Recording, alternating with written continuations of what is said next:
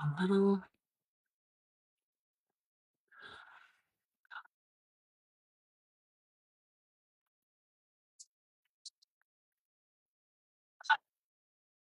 me. Waiting to get live, waiting for people to join. I'm waiting for my guest speaker to join us. Hi, happy Sunday. Let me know as we're waiting. I've got a guest that's going to join us today. Uh, where are you located in the world? Put it in the chat. Tell me where we are today. Um, we're going to talk about leadership and management today and work and all of the things. So I know if you're here in the US, you're like, ugh, why are we talking about work things on a Sunday of a long weekend? But we're going to.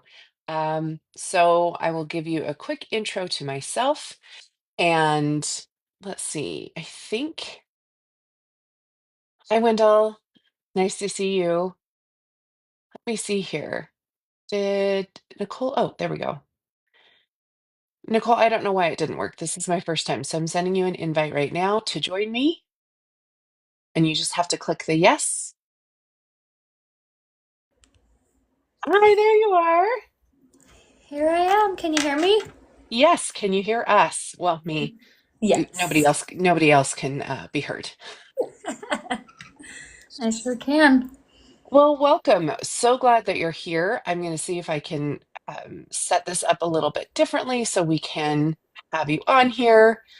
Um, Amazing. So, you know what? Why don't you go ahead and you give an intro, give a little intro on who you are, what you're doing here, what we're going to talk about today, Yeah. while I'm trying to figure out how to set my screen up. Absolutely. Yes. Always figuring things out. Yeah, my name is Nicole Harrop. I have been in different leadership roles for over 12 years and really have loved the space of helping people who want to prepare for leadership roles, but aren't quite there yet. So I went through many ups and downs as I was trying to get that first role into leadership, and it's where my passion is. So I have a podcast as well. It's called Future Female Leaders, a big emphasis on helping women to grow in their careers, but really helping lift everyone up along the way. So big passion of mine and what I love talking about even on the weekends, like you mentioned. Amazing, amazing. Okay, well, cool. So, for those of you who have not joined one of my lives before, this one's going to be a little bit different. So I'm really excited to have it. I'm really excited to have Nicole here. We're going to talk a little bit about her journey. We'll talk a little bit about my journey. And as always, we take questions. We'll answer kind of your work related questions. So we are going, oh, that got really big on my face. So we are going to kick things off. My name is Linda Harvey. As some of you may know me as Linda, the Manager Guru here on TikTok. And oh, I see a few of my subscribers have joined. Hello, everybody. Chocobola, I think from Honduras, is in the house. Kathy, thank you. I also enjoy my Def Leppard shirt, so thank you so much for enjoying my shirt. Anyway, my name is Linda Harvey. I have been in corporate leadership and management for like 23 years, with about the last decade of my life being in manager of managers situation. And during this journey of mine, I started to notice that managers have no idea what it is that they're doing. And Nicole, I'm sure that you can echo this. Managers just have no idea what they're doing. And I ended up during COVID because I like a challenge. I decided to go get my master's in management and business management and leadership. And during that, I started to uncover some really shocking truths. And some of those shocking truths were, managers don't get trained. In fact, 85% of managers never receive training, which is just shocking to me. And I'm sure you feel the same way, Nicole. Um, but and I was noticing that in the field. I was noticing that in my professional field where I would have people who had been managing for years and they would come to me with issues that I was shocked we still had these issues, or they would nitpick somebody's performance. And I'm like, dude, you need to back off. Like, it's not that serious. It doesn't need to be this show, right? And I continue to uncover that just managers aren't trained, right? And then it turns out that companies, the very first thing that they cut in their budgets is leadership development. And so we have all of these people who get promoted. They're usually a really great individual contributor, and they are really great at doing their job. And then they're like, you should manage people." And then they're like, okay. And then they manage people. And it's like a deer in the headlights, right? Um, and so I came up with this like training, and I work with companies and I train. I go out and I partner with companies to train their managers, the managers who are in like their first 1 to 10 years, and really kind of like get my claws into them to teach them how to be a manager and how to conquer, um, those early steps, those early things that they're going to encounter in their early days of management, right? So that's what I do. That's why I come to TikTok. That's why I have these conversations. That's why I have, in fact, this is actually how I met my friend Nicole. Mhm. We met because we were both kind of in the same space doing vastly different things.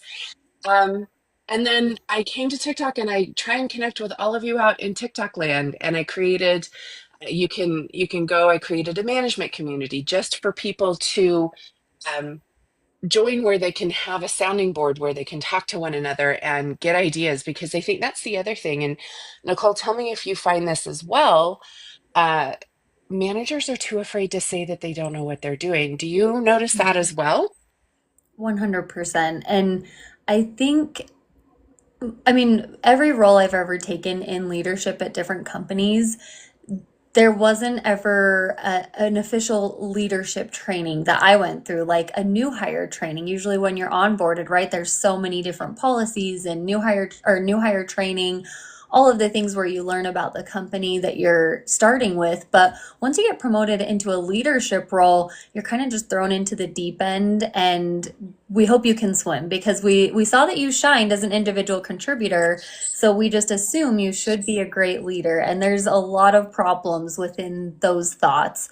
And so I love what you have as an offering in helping people because of the fact that it can be nerve wracking to say, I don't know. I don't know what questions to ask. That phase of being where I don't know what I don't know. I don't even know what questions to ask. I just feel kind of dumb.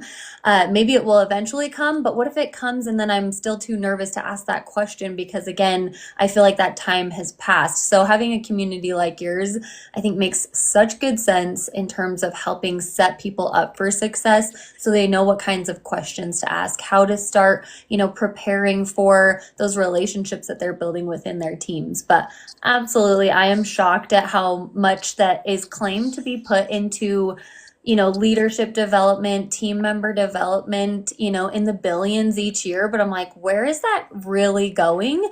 Because so often when I'm talking to people, I get that feedback that there isn't a budget for leadership development or personal development, professional development with a coach when I'm talking about additional services either. Yeah, and don't you find something, I wanted to come back to what you said, that, they get into these roles because they're like, oh, you're a great individual contributor. And then they're like, well, I don't know the questions to ask. But do you find, and I find this a lot, but I want to know if you see it as well, Mhm. that's kind of when ego creeps in. And so you get people who are promoted to these roles, or they're in these roles, and the ego is, oh, well, I mean, they wouldn't give me this job if I didn't know what I was doing. Do you find that as well in your space? Hmm. Definitely. And again, I when I'm working with people preparing for those leadership roles, oftentimes in being women especially, it's kind of that confidence that starts to almost dissipate of like, okay, I'm building up these skills, but like, do I really deserve it? Should I really move into this role? So there's so many different phases that you can go through, which is why it's so helpful. Like TikTok having communities like this where you can follow people to get advice and catch so much information in these short clips of videos, but then being like, ooh, I really like what they're saying. I want to kind of get more into their sphere of how I can continue to grow.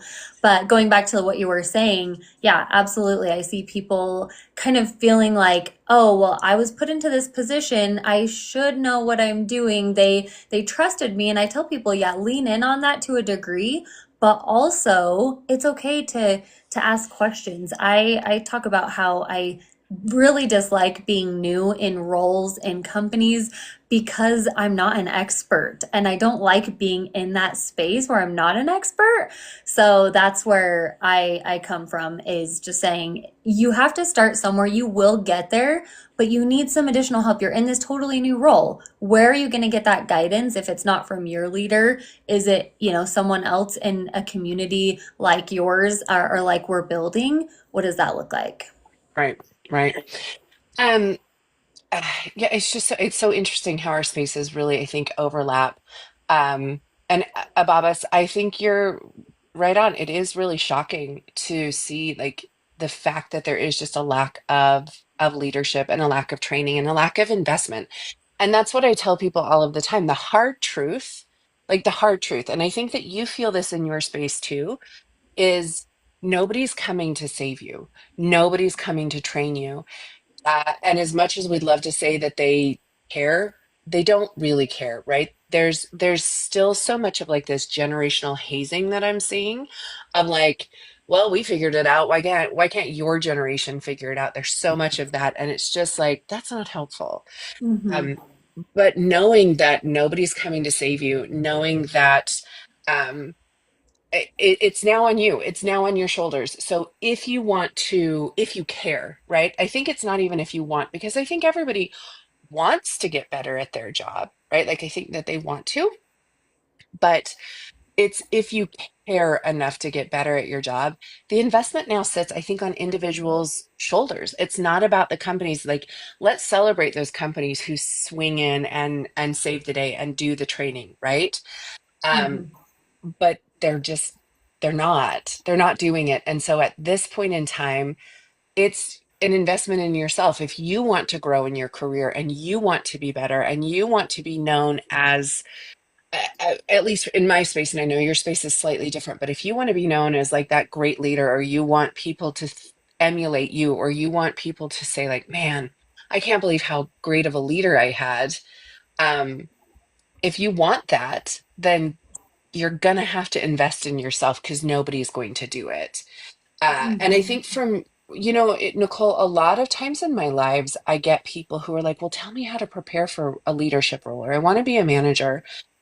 Tell me how to prepare for it. Um, so, just what is it? What do you think is the best way to prepare? Yeah, preparing, my first level of advice is always to start by, well, when you're first in your role, it really is starting to become an expert or getting familiar, right? You're not going to come into a new job and try to get promoted from day one, right? We've all maybe been in the interview where someone says, "Where do you see yourself in the next, few years?" And they say, like, "I want to be a manager. I want to be in your role." If you're coming in too hot from the beginning, great that we love that energy, but let's start to learn the role first, become really good in what you're doing, and then we start to open it up. So I'm always about like steps of preparation, small steps that can help build a foundation for your career no matter where you're at. So knowledge first, getting familiar with what you're doing, because it's hard to be a leader if or grow in your role if you don't know kind of the basics of what your organization is doing. And then that next step really is building relationships along the way. Some people say it's that networking. I'm big on building relationships. I didn't go to college, so I feel like when I started joining companies, I knew that my relationship building skills would have to kind of take a step up, and to where if they ever asked, "Hey, did you go to college?" and I said no, there wouldn't be a concern. It would be something like, "Oh, wow, that's like great that we still think you're amazing and you've done all these things within your role to prepare for this." So that building of relationships can feel daunting at times. So again, I'm very much like slow paced, but how it snowballs in the right direction over time is a big one for those who want to get promoted, is that building relationships. Yeah, that's amazing. And I think you are so good at building relationships. I don't know that I've met a lot of people who are quite as good at it as you are. One other thing I think I get asked a lot, or people will hit me up privately and they'll be like, well, I don't know why I haven't gotten promoted. I can't understand why I've gotten promoted. And my very first question is like, well, have you told them you want to get promoted? Is that something you've talked about? And you would be shocked at how many people respond back to me and say, well, no, they should just know, Mhm. right? So what do you think are some good ways to like talk about um what are good ways to kind of hype yourself up or talk about getting a promotion, right? And it doesn't I'm not it's not always like into people leadership, but I mean it's just like can you tell the people who are in the crowd and anybody who's in here, please make sure you're getting your questions and we will get to your career questions, I promise. Nicole and I are just going to chat for a while. Um but I please get your questions and you know how I like to answer questions. So anybody who's been in my group before knows I love to answer questions and give way too much advice. But what do you think are some good ways to start to, especially like for the people who maybe are so invested in having their work speak for themselves? Because I think that that tends to be that crowd. And I hear from that crowd a lot that are like, Mhm. well, they keep promoting these idiots. Why don't you give some juicy little tips and nuggets on ways to do that? Yeah, such good questions, Linda. I love it.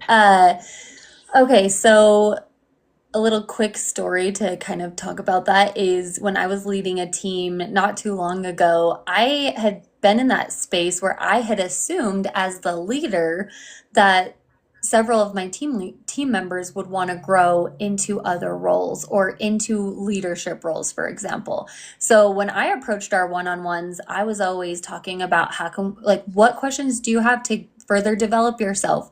Let's talk about some of these different soft skills. What questions do you have? How can I help you? And then there was an opportunity to help promote one of my team members, and I had mentioned one of the gal on my team's names, and they were all excited about her. I came back to her and I was like, I have this great opportunity for you. Like, and then I thought to myself, I just had this gut thought, like, ask her if this is actually what she wants. And when I did that, she said, actually, like my dream like opportunity right now would be even reducing my hours, working part-time and getting to hang out more in my garden. And I thought, okay, that's not what I expected. Not in my mind, the story I was telling myself, because she is so good at what she does, right? It's that individual contributor doing a very good job. And so we think of those opportunities for them. But that wasn't what she wanted. So I had to go back, change, what I was mentioning in terms of who could be a good fit for that role. And it made me realize, again, as the leader, just as much as the team member, your leaders can be doing a better job of asking, what do you really want? And as the team member, you're saying, this is something that I think I would want. So when you're thinking about growing into a leadership role, because I was there for so long in terms of, kind of chasing that next title, that next pay raise, there's nothing wrong with that. I love a good hustle and grind when we're interested in those things. Nothing wrong with that. Love that.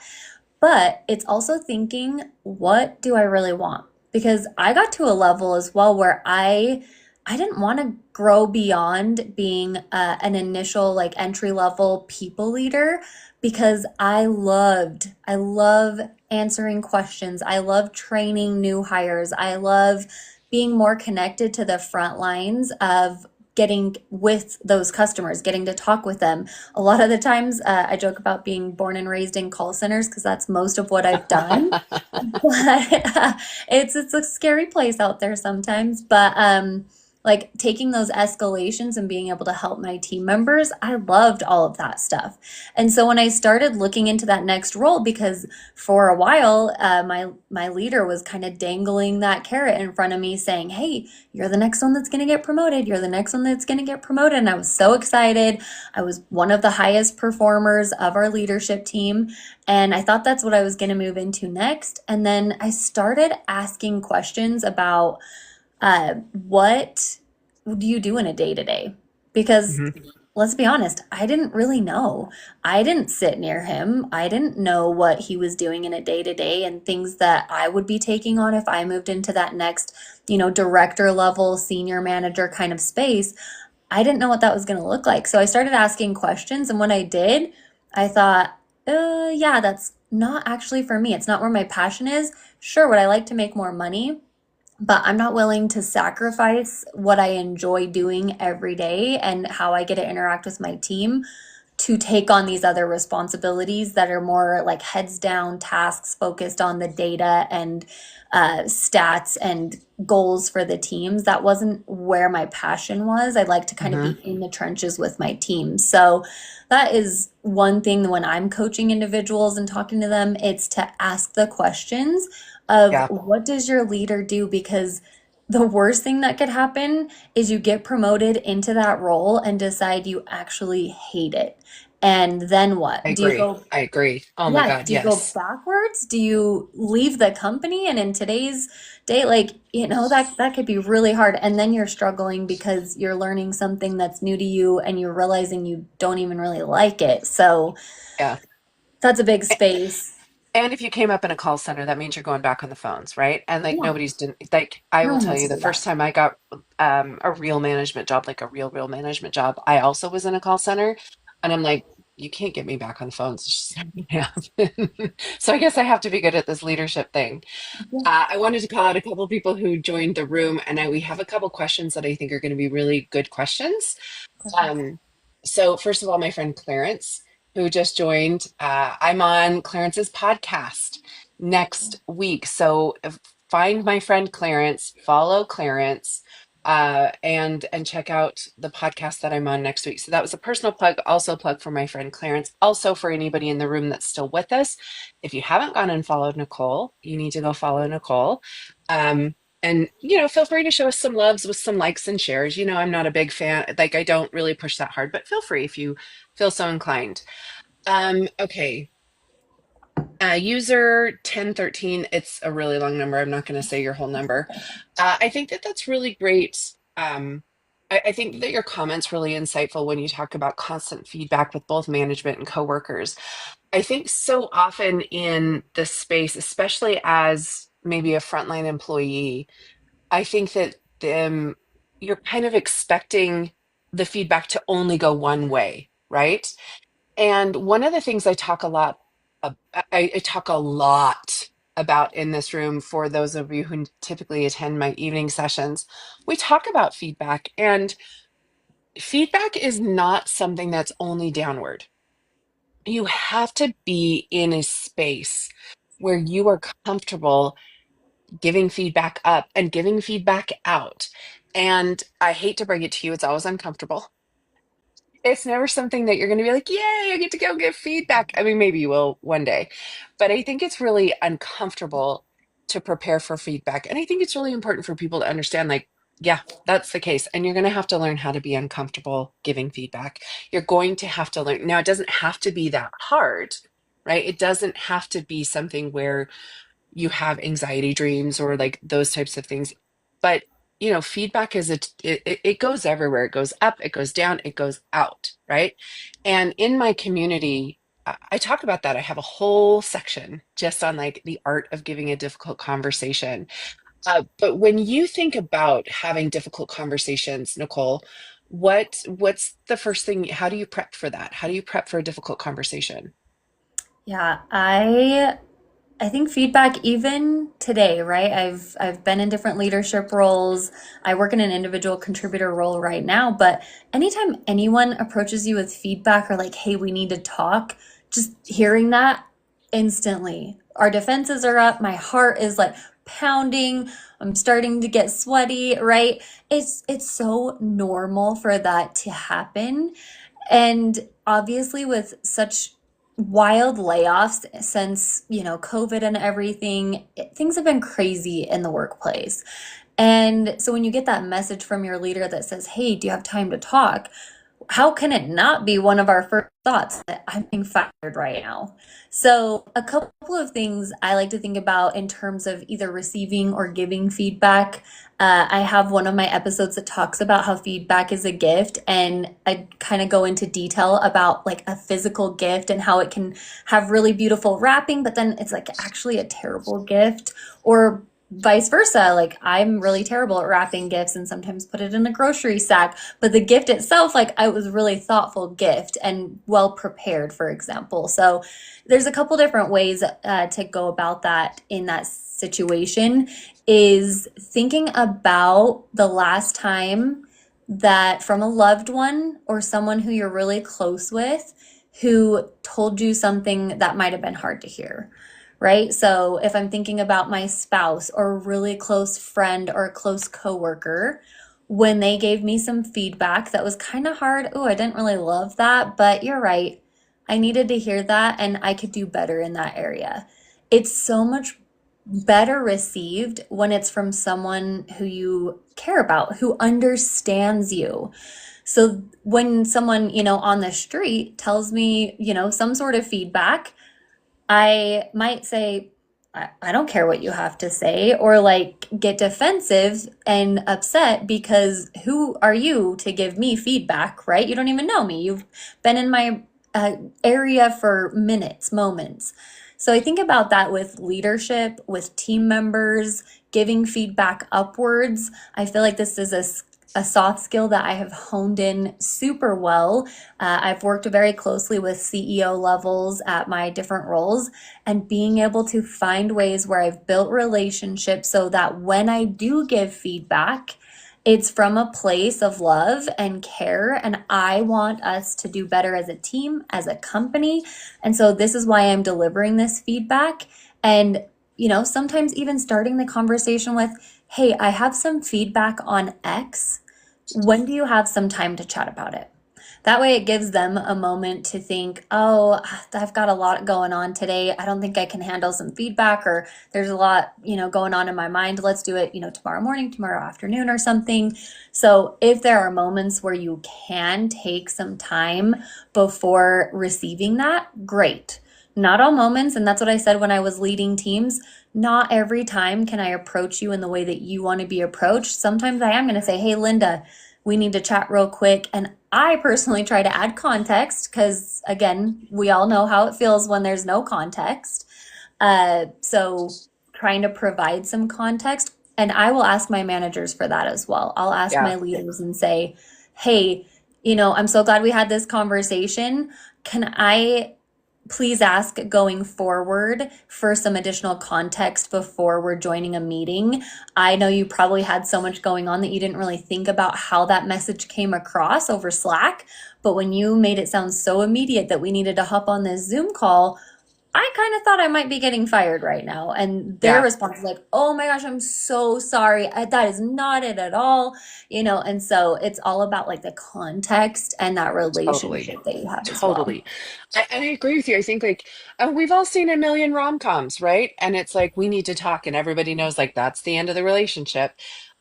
So I agree. And I know when I would reach out to people, I'd be like, hey, I need a quick Zoom call. I just need you to know I'm too lazy to type this all out. It's not a big deal. I just need to verbally discuss it with you, right? Like really providing that context. But I think it's so important, as you mentioned, when you are the person who's receiving it, it's your boss who's calling you into a room, you're like, could you have thought about that message just a little bit, just a little bit. Mhm.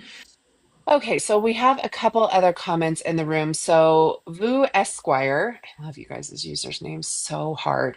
And actually, Nicole, I think this one is a little bit more in your wheelhouse, so I'm going to let you kind of answer this question. But he says, they say, my role as an in-house puts me in the face of leadership, but I feel a lack of needed skill. Any advice? Mm. Yeah, anytime you're in front of people where you feel like there's opportunity for me to grow. First of all, amazing that you have some self-awareness around that because not all of us do. Self-awareness, I think, is one of the most underrated soft skills that we could all build on. I know me from today versus me when I first got promoted, over 15 years ago, totally, totally different people. And the soft skill of self-awareness is a huge one of that. So if you are in front of leadership, for example, I know there isn't a lot of room to type everything out, but feel free to ask follow-up questions.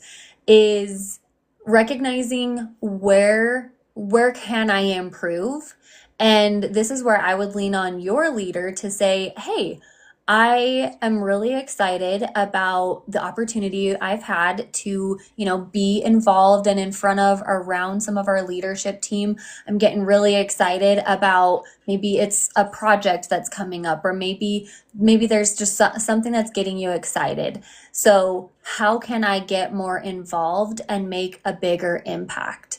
That's what I would start with asking my direct leader, because truly a good leader, which we know that it's a struggle out there, a good leader would say, how can I help more of my team members rise? Because Right. when I help them rise, what is that doing, right?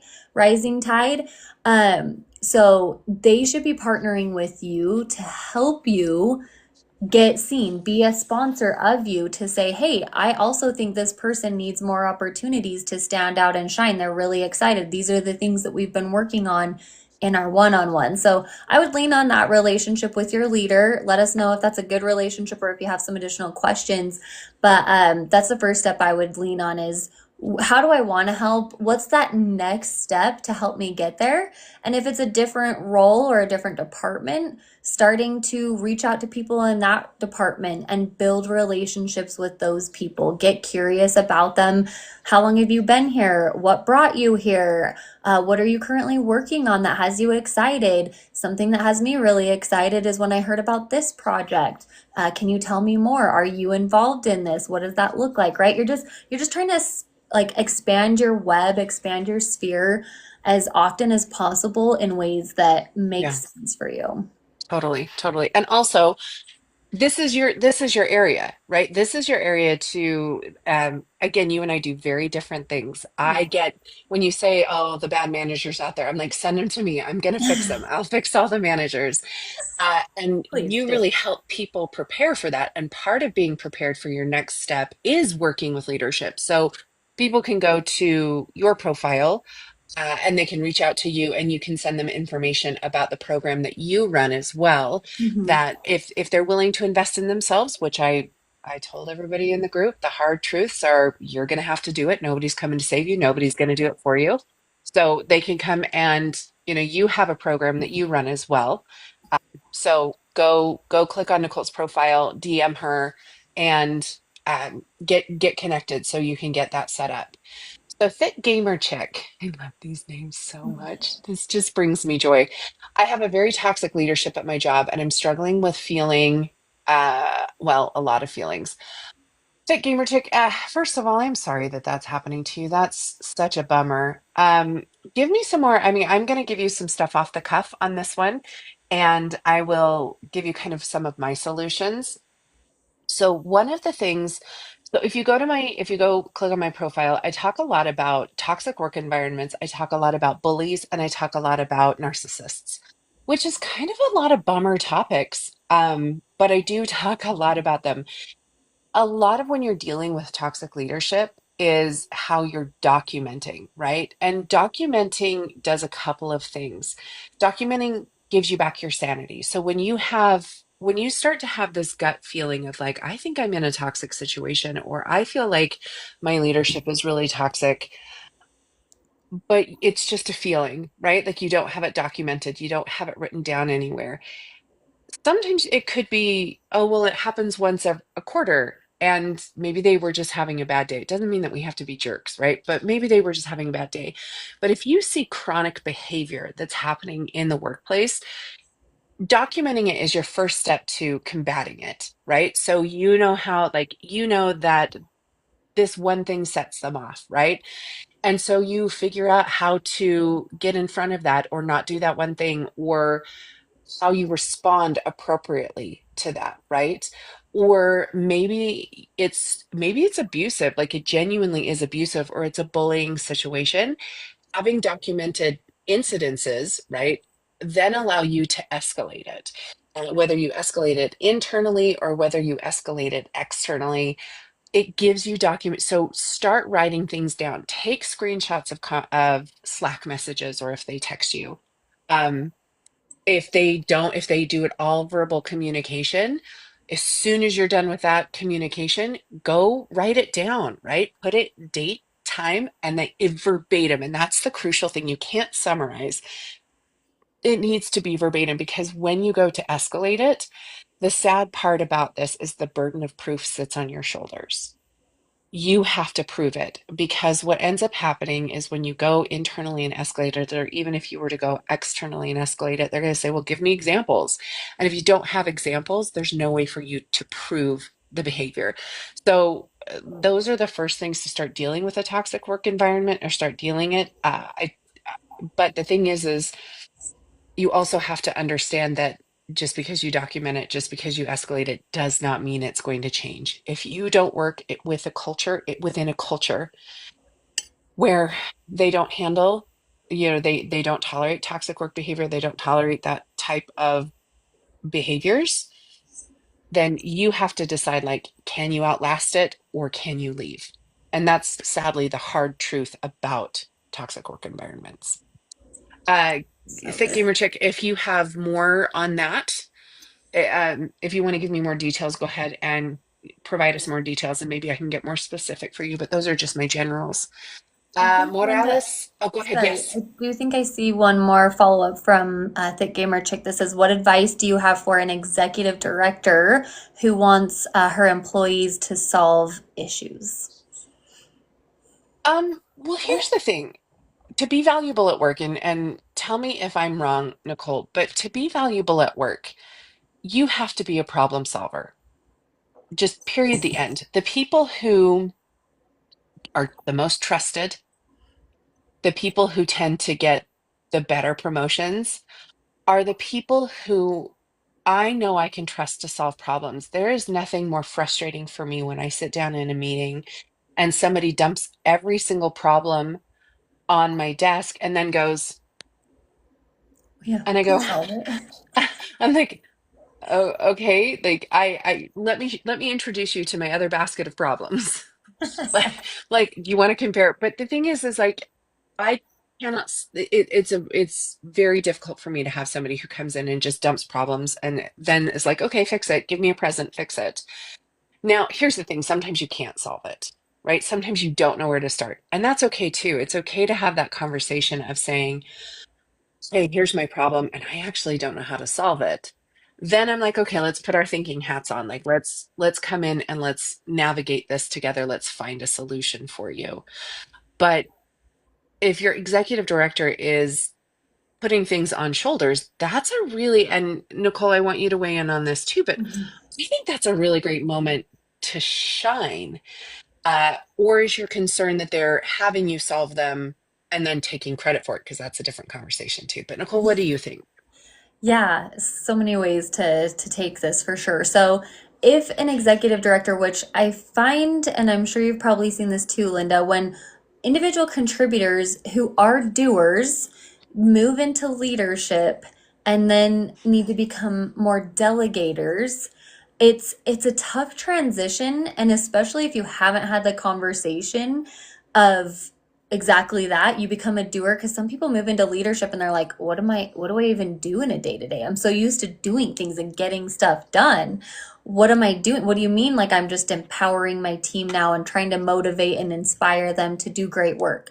So if let's say you were in the executive director role and people aren't solving their own problems and they were just coming to you for that, that's probably right, something that maybe we've done in terms of, hey, I moved into this role, I've always been a doer, I've solved the problems, and so it's been normal for people to come to me and for me to solve problems. I've Yep. absolutely been in that cycle, and it takes a big shift to then be say, hey, as an executive leader, I want you, we're going to change things up a little this time.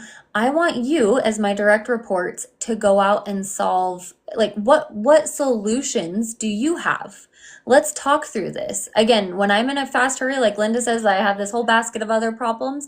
Sometimes in leadership, it is easier to just prescribe. Hey, go do this thing. Okay, great. You got it? Awesome. Okay, go do this thing next. Okay, I can do that. I can do things, right? We went from being a doer, so we can go do that. But when we start to stand into a leadership role and say, what do I think there are as solutions?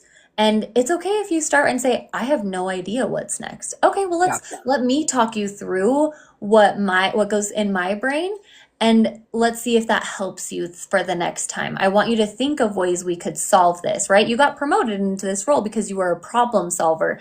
These are different problems, so let's approach them differently with those solutions. So that's what I would say, again, in a couple of different ways for this scenario, is if you feel like you have leaders who aren't doing their work, they aren't solving problems, it's a conversation and also a reflection of yourself to say, am I setting them up for success? Because if I'm annoyed at my direct team members, I think it's a big step into, again, that self-reflection of saying, what am I doing? That was a huge piece for me to get a little bit of humble pie to say, maybe I didn't train them well enough on this topic, and I'm creating these stories about them not being good team members because they don't know it exactly like I do, but maybe the training that they had was terrible and we need to redo it. Maybe they need more time than one session, right? So it's thinking about those things as well. Yeah. Yeah. Um, so let's see. I think that all of those things are really good things to think about, and I think you were spot on that. Um, let's see here. Oh, my friend Jen's in here. Hi, Jen. I'm so glad that you joined us today. You're always so good to show up. Let's see. So we had Morales 6460. Yes. I'm new at leadership. Any good advice? Yeah, come join my community. My picture, then my clicker, and then you click the thing that I'm not allowed to say in these. But you can do that, join my community. But I think the best advice that I can give for somebody who's new in leadership, always, always, always. And I don't recommend anybody who's been in my lives before knows that I'm not huge on recommending a bunch of leadership books because I think they're very tailored and I think they're very specific, right? But when you are new to leadership, there is a book that I think is worth reading or at least being familiar with. And it's Simon Sinek. And we know Simon Sinek is a genius. Like, we'll just put that out in the world. But it's the Find Your Why. And I think that because, and Nicole, I know that you can echo this as well. When you're new to leadership and management, um it's drinking from a fire hose. It's like all of these things, right? And you show up and you want to be everybody's friend, and then suddenly you're not everybody's friend, and the minute you say no to somebody, you are the worst person in the world. It's almost like sometimes disciplining a teenager. Like the worst person in the world, and they can't stand you, and it becomes more and more thankless. I think the better leader you are, the more and more kind of like times where you're just like, geez, this is a thankless job. Like, come on. And I think the beautiful thing about Simon Sinek's book is it really helps you remember why you got into leadership. So when you are new into leadership, understanding like what is your why, or what's that spark? What's the thing that gets you out of bed when everybody hates you? And in fact, I put a post today too where I was like, my post was, not everybody sees the choices that you have. They just see your decisions, and then they make snap judgments on your decisions. And that is so much about leadership, right? But the thing is like, what keeps getting you out of bed? Like, what gets you in the door? I always joke and say that, man, I wish I was an individual contributor. But the minute I'm an individual contributor, I'm literally trying to run the show all of the time. I'm a terrible individual contributor, because my spark is like, I really want to like help people and find ways of doing things and be creative and do all of those things. So for me, the best advice, aside from joining my community, is like, find out what your reason is. Nicole, what advice would you give? As someone new in a leadership role, is that what you're saying? Hmm. Sorry, I was getting distracted by some of the comments. Um, Yeah, 100%. And I love what you said about books. Like there's no one right path to being a great leader. That's why, Linda and I being great friends, we're gonna have differing advice on things. I often say, I'm gonna give you advice that I think could be helpful, but it could be so different whether you work, at one place or another. Maybe it's super formal and you do have to do these certain things. And my advice, that was a blanket advice, would be terrible. And you're thinking, why did Nicole give me this advice? She said like this is where I should start.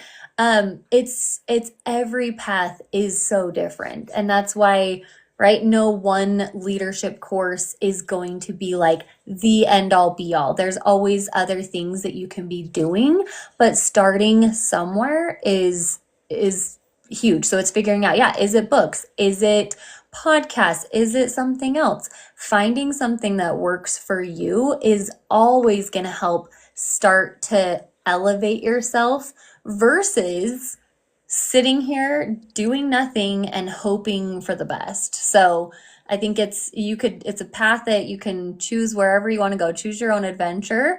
Mhm. But yeah, starting somewhere, and I've gotten to the space of where I've started reading books.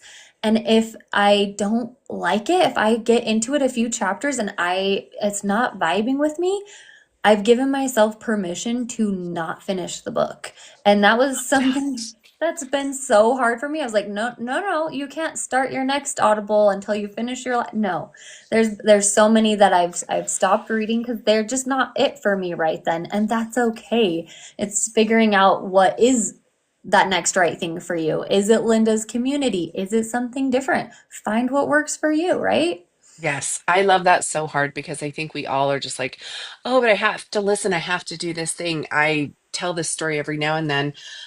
I love watching Brene Brown. Like, I think Brene Brown is just delightful to observe. So I was like, of course I'm going to vibe with her book. Oh, I did not. I did not vibe with her book like at all. And I was just like, I'm like, what is wrong with me? She's so great. She has so many wonderful ideas. But I picked up her book, and it's probably the first one that I was like, I put it down like so fast because I was like, I am never going to sound like this. I'm Mhm. never going to be this person. I'm never, and frankly speaking, I don't know that I want to be this person. Yeah. And I think so much about, even if they come and join your community or they join my community or they listen to these lives that we have, you have to find something that resonates with you, and you have to say, is this applicable to my situation? And then you have to make it your own, right? Like, I think that that's the most crucial part. But if Mhm. you're not getting anything out of it, I think it, to your point, I think it makes you almost resentful. You're like, why would you tell me to do it this way? That's the worst idea ever. Mhm. So I love that you are willing to put down the book and be like, no, this is not for me. Thanks for that, pumpkin. Mhm. Um, I love that. Okay, Orphe Emmanuel. This is a really great question. And Jen, your question is next, Jen. So please don't give up hope, because I think Nicole may have some really good insight, and I think that Nicole will have some good insight for you. So, Nicole, if you see the Here to Inspire, Okay. if you see her question, maybe you can think on that while I'm answering. Offrey. Okay, how can I give feedback without sounding offensive and making the person so defensive? That I love this question so hard because I love talking about feedback in a really unhealthy way. So here's the thing. Feedback, we talk about it being a gift and whatnot. The heart of feedback has to be hard, fast data. And the reason that I tell you that is, if you come in without data, if you come in with well, you always do this. First of all, nobody's like, I can't wait to receive feedback. They may tell you that, but I promise you that's not actually what they're thinking in their minds. So when you have feedback, the first thing you need to do is put in the work for gathering the information for your feedback, and that has to be data driven. Not only does it have to be data driven, it can't be every point underneath the sun. If you are giving somebody 8 pieces of feedback in a single setting, you're doing it wrong. I will just tell you that you're doing it wrong. But also, when everything's important, and I say this all of the time, when everything's important, nothing is. Okay. So if you come in with 8 pieces of feedback, the person leaves going, I just am crap, right? Like, I'm just not a very good person, or I'm not good at my job, or whatever. So you need to come in with one, maybe two salient points.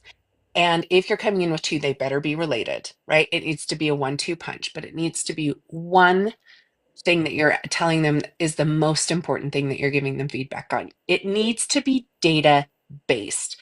So, and it has to be recent. You can't be like, well, 6 months ago, you did this 4 times. Like, that doesn't matter. You should have addressed it 6 months ago. If you didn't address it 6 months ago, you don't get to talk about it.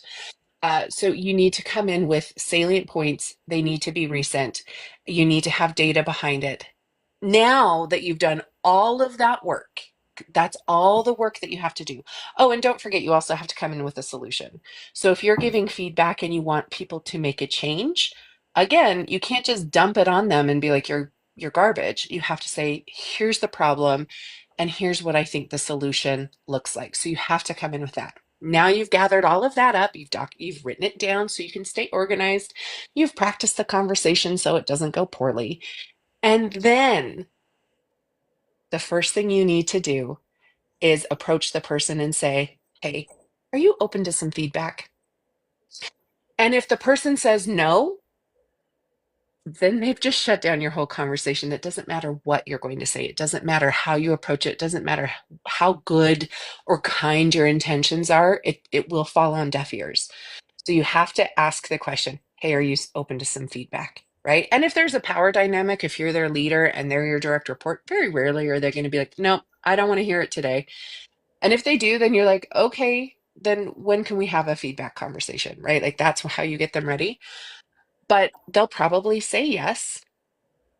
And that's when you dive into the feedback and say, hey, I noticed these things. And again, if you're keeping it specific on the data, you're keeping it specific on the behavior, the effects of the behavior, and then the solution to the behavior, that feedback lands a lot better than just coming in and just dumping on them. So, Offer for you, it's, gather your data and then ask the question, hey, are you open to some feedback? And then go into the conversation and then have a solution, right? Because if you don't have a solution, again, it's kind of a waste of everybody's time. Nicole, did you have anything you wanted to add to that? I mean, it's pretty spot on. I feel like I would give that same advice because, and the biggest part, right, is you're opening up the opportunity to give the feedback. Hey, I have feedback on a particular thing. If they're not open to it, you might as well save your breath because if you just go to have the conversation and it all spills out, they're probably going to look at you, maybe get a little defensive, and then their behavior isn't going to change at all because they didn't care to hear the feedback, and you're left feeling even more frustrated. So sometimes it is helpful to recognize who's open to feedback and who isn't, because when you recognize who isn't open to feedback, those are people I'm not trying to partner with. Those are not people I'm trying to build better relationships with. If it's your direct leader, that's a little bit more difficult, but I'm kind of like figuring out my path of who I'm wanting to work with and talk with so that I can grow in my career in higher level roles perhaps, or prepare myself to be eligible for roles outside of my current workplace. And that's where, yeah, knowing who you can and can't give some general feedback to is really helpful. Amazing. That's solid. Did you want to take the next question? I had to prep a little bit for it. Yes, is this the one about how to deal when your leader won't talk to you? Yes. Ugh, that is so hard.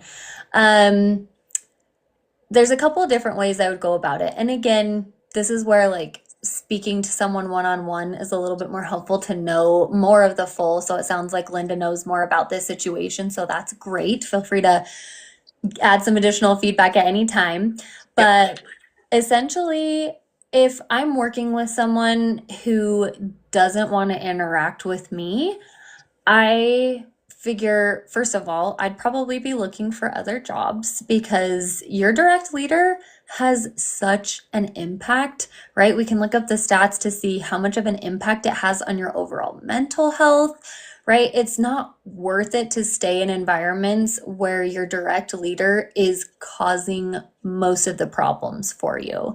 So if you're trying to share feedback, you're trying to ask questions, you're trying to get support, who do we go to? Our leader. It is their job to do that for you. Now, if I had gone about and tried to talk with my leader on general things. Let's say I'm trying to get a weekly one-on-one, heck, even like a bi-monthly or once a month one-on-one to check in, see how things are going. When we've talked about feedback, one thing we haven't really touched on is proactively asking for feedback. It's so much easier to get feedback, even if it's constructive, when we ask for it. It's like we're, bringing those walls down a little bit to say, hey, I'm here. I want to learn. I want to do better. Tell me what I could do better and how I can do things differently to continue to grow in this role. I want to be at a space where I'm at, the top level of our team, of our organization, so that I do have other options. Maybe I'm not interested right now, but I want to have the option and ability to do that. Now, so if they're saying no, they're shutting you down for all of these things, this is where it is the right next step to go to their higher up leader. That's the feedback I would give to someone in that situation. If you're not getting support and help from your direct leader, how are you supposed to be good at your job? How are you supposed to know what's expected of you if they're not willing to talk with you? So that's where I would go to their direct leader. And again, ask for some time on their calendar. Maybe you work in person. I probably wouldn't just go up to them and be like, hey, you have a few minutes to chat? Not the right approach. I would probably email them and say, hey, I would love to chat with you about a couple of things that I've been working on and ways that I am struggling to communicate with my leader. Do you have some time next week? And I would say something like, my calendar is up to date. I think 30 minutes would be wonderful. Would that be doable for you? And get that time on their calendar, because again, you would be surprised. We think that when we have these negative experiences that their leader probably also knows about it. But if you're in a fully virtual environment, for example, even if you're fully in person, I am always like, how do some of these leaders not see how terrible some of their other leaders are? And so that is where I would have that conversation, because guess what? They could be in their leadership meetings and they could be like, oh, I'm such a great leader. I've done all these things. I've been coaching my team. I've been talking to them about this. Oh, but this person, they're disengaged. They don't like their job. I'm trying to work with them. They're not engaged. And if that's you, that's terrible, right? So I would want to make sure that all the effort that you're doing, if it's getting cut off there, I would go above to that next level of leadership, perhaps HR, to get curious. And I'm never saying go into that conversation to say, my manager sucks. Like, they don't do X, Y, or Z. I would come into that meeting saying, hey, thank you so much for getting some time with me today. I know I was a little bit vague in how I, structured that email. I wanted to do that. I did that intentionally because, I want to be respectful. Here are the things that I've been trying to do to have conversations with my leader. I would like to have one-on-ones, or I would like to be getting feedback. Here are the ways that I've tried to approach, kind of like Linda just mentioned, of the data. The data is your conversation attempts that have consistently been shut down. So that's what I would put is, you could share screenshots. Like, you're just saying, how do you recommend I go about this? Because I feel like it's gotten to a space where I needed to talk to someone else and my leader is not talking to me. What do you recommend for me to go forward with, right? And Yeah. that's up to them to give you advice. I don't know what they'll say or what they'll do, but that's a terrible leader if they're not even willing to have conversations with you. And it sucks if that is what drives you out, because it's not fun to have to start over, and it's not fun to stay in the position that you're at. So it's not very fun either way you go, but the best way you could continue to start moving forward is having a conversation with like HR or the leader above them. Yeah. Her situation, I've labeled this person as a mean girl. She's dealing with a Mm, mean girl, right? Somebody who is super generous and nice to your face and then is like stabbing you in the back the whole time, right? So um it's a pretty brutal situation, I think, that she's in. yeah. So to Um add to that real quick yeah. is, in those cases, they're not fun.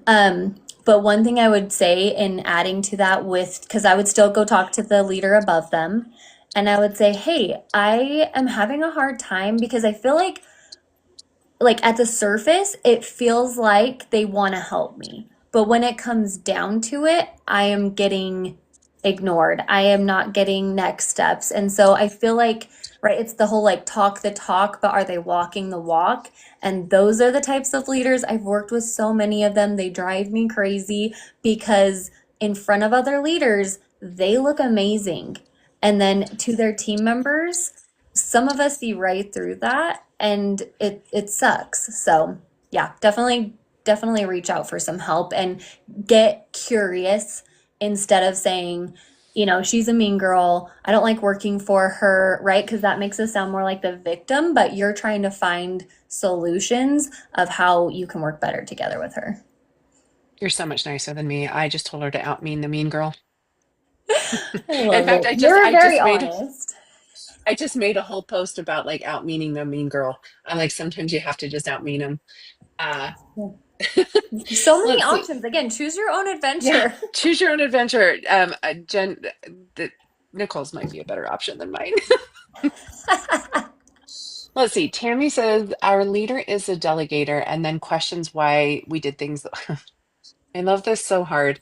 And then questions why we did the things that we did and not reach out to her about them.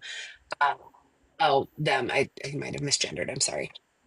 So here's the thing, Tammy. So if you know that this is your leader's behavior, now again, I criticize leaders a lot. I built a whole community on it to try and make people better. I train leaders. I'm all about calling people to truth, right? Like I'm all about calling people to truth. But I'm going to come to leaders' defenses here for just a minute. And Nicole did it a little earlier in this, where it's like, well, when you go as you go in leadership, people constantly tell you, well, delegate that, delegate that. And again, nobody's trained. Thanks for that. Nobody is trained. Nobody knows what they're doing because nobody came and either met with Nicole and got ready to be a manager or met with me and learned how to be a manager. Um, Nobody knows what they're doing. Okay. So oftentimes when people delegate, they're like, well, I'm told to delegate. I have to do the thing. And then they delegate. And then they're like, but you didn't I do it feel my left out. way. Yeah, I know. They're like, but you didn't do it my way. And it's like, okay, the thing that I train my leaders on, and I have a whole section on delegating in my community, where I teach people how to delegate. But it's like, you have to understand, like, once you hand it off to somebody, it's going to be done differently than you are. Like, it's going to be done differently than the way that you would do it. So, Tammy, for your situation, this is the moment where you get to take control. If you are given a project, and your manager is not good at delegating again because they're not trained, they don't know what they're doing. It is now that to sit on your shoulders, number one, to save your sanity. So let's talk about just like how can you protect yourself, and the way that you protect yourself is by asking more questions. So saying like, okay, I've got this project, tell me what good looks like. Tell me what the end game is. Tell me what that looks and feels like. Tell me how often I should communicate with you about this. Can we have weekly touch base? Like if it's a really long project, can we have weekly touch bases? If it's a short project, can we meet every couple of days to just check on progress for this? I want to make sure that I'm doing it the way that you envision it, because we're different humans.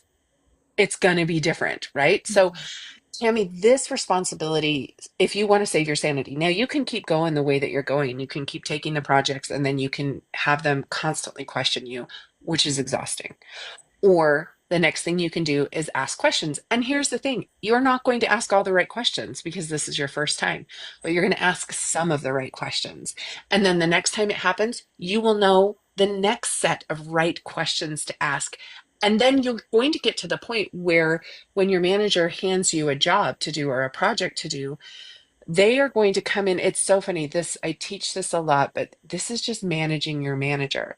So if they know that you're going to come with questions, the next time they're going to come in with answers to those questions because they don't want to sit and explain it.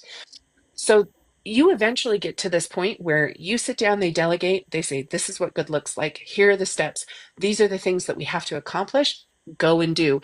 And that's the trust that you develop. So, Tammy, it is more work for you at the beginning, Mhm. but it's a sanity saver and it's a lot less work at the end. 100% agree. Yeah. Your leader doesn't have the trust in everything. It's just like right? I think of when my husband does the dishes or cleans something, I'm like, oh, not exactly how I like it done, but I'm glad it is getting done, right? So, like a very simple explanation of that. But anytime a new leader is trying to delegate tasks, I think, how can I have that leader shine? And exactly what Linda said with those questions about what do the next steps look like, and coming back and asking questions when you get stuck, because again, there's so many times when I'm sure we've all been in meetings and it all makes sense in that moment, and then that thing happens to us and I'm like, yep, don't remember how to do that at all, right? And I'm having to go back to them for questions. So it is kind of this little dance back and forth at the beginning, but as you grow that trust, and you can say, hey, do you want me to check in with you before I make this next decision? Hey, here are some options that I'm trying to choose, right? Like Linda's mentioning, checking in, letting them know, letting them have a little bit of guidance in there. And so then you get to a point where you can say, hey, do you still want me to come and ask you these questions before I'm making decisions? And again, it keeps getting you to this place where you can start making those decisions because they have the confidence behind you. Because if that job goes to shit, like they're the ones who look terrible because they're the leader who's owning it, right? So they want it to look good, but it is that interesting dance in between start to execution. Yeah, I agree with you totally. Let's see. And just for anybody who's like hasn't been with us the whole time, first of all, thank you. If you've been with us the whole time, feel free to like and share. Mhm. Feel free to follow my friend Nicole. You can also follow me if you aren't already a follower. You can subscribe to us. You can join our my management community. All of the things. You can even book calls with me. And Nicole, if they can book calls with you, you should probably talk about that as well. Um, but if you need to book calls with us, like we will take those if we're not getting in depth enough about your questions, or you feel like your circumstance is beyond just going back and forth text wise and us just assuming we know what you're talking about. Let's see, Heidi LaFontaine. What a good last name. That's such a good last name. Best ways to keep up on documentation. I find it hard to keep records. Yeah, from day to day. So, Heidi, the thing is you have to, if you're trying to keep documentation, right? Whether it's documentation on, what's happening on your team or documentation on what's happening to you, first and foremost, you have to like decide if these are all, I call them CYAs, right? It's a cover your, um, it's really important because somebody's documenting something somewhere. Just so you know, somebody is documenting it. So it's a really good way for you to have to protect your story and to protect kind of what's going on, right? It's also you have to become almost borderline obsessed to create the habit. So when it's very difficult for you to do, and frankly speaking, like documentation for me is boring. Like, and I don't like to do boring things. And so I have to become almost borderline obsessed with it to create the habit. And then once you create the habit, it's really easy for you to do the documentation. And the way you can create the habit or become obsessed is like put 15 minutes on your calendar every single day to just document. Although, if your calendar is public, don't label it documentation time. Okay. Come up with a creative way of naming it, Mhm. but put 15 minutes on your calendar so you can go in and create your documentation. And depending on the severity of the situation, if you have a bullying situation or it's a hostile work environment, you need to document immediately while it's fresh in your mind because that way you don't skew it because our minds have a way of protecting us. And so you can sometimes skew the feedback or skew the interaction. But those are my tips. Nicole, anything from you on that? I think that pretty much hits anything I would have covered. Yeah. Amazing. Amazing. Okay. Let's see, Yuli. I've often said I have current priorities that need to be addressed firstly. Yuli, I think again, it's really important when you are creating priorities to understand what's the most important thing for you, right? And prioritizing that and making sure that you're protecting time. Ooh, Mimi. First of all, okay, so Mimi, I'm a new VP at 34. Good on ya. Way to go, Mimi. What is your greatest advice? Nicole, do you want to take this and then I'll follow up? Sure. Again, first and foremost, congrats. That's amazing. We are here to celebrate you. So that's awesome. I hope you did something to celebrate yourself as well. Again, as a female who has struggled to celebrate the milestones along the way, I will always preach that out there to please go do something to celebrate. That's amazing. As far as greatest advice, gosh, I anytime I'm new into a role, so I don't know if you promoted from an internal role or started at a whole new company, but my thing is to say start by building relationships and see where you can serve. So often, I mean, even at my kids, I have two young daughters, and there's a new principal, and they came in and they are just changing everything, and it's causing a lot of chaos. And I'm sure so many of the changes are probably going to be good in the long run, but because so much change is happening at once, it's not a good look on that new principal. So that is my advice. Again, I know Linda's going to have some great thoughts as well, but it's building relationships with your direct reports, getting to understand what they care about most. What are they looking for in their career? Do they want more growth? Are they happy where they're at? And figuring out how you can serve them in those ways. Maybe they just want more time, at home with their kids. How can you delegate other tasks among some of the leaders on some of those nights, or say, hey, we actually don't need you tonight, so go home and be with your family, right? Like figuring out what those priorities are, I think are really important to set a good foundation first before we start like becoming this wrecking ball in a good or bad way. Right. Yeah. So maybe my advice is going to be, I think, good for you as well as Abby. Um, and Nicole, if you want to look at Abbas's question, I think he's Mhm. got a really good question. So here's the thing. You have to remember that you cannot, because now you're in a position of power, right? And you are concerned about your age. And this goes for Abby as well.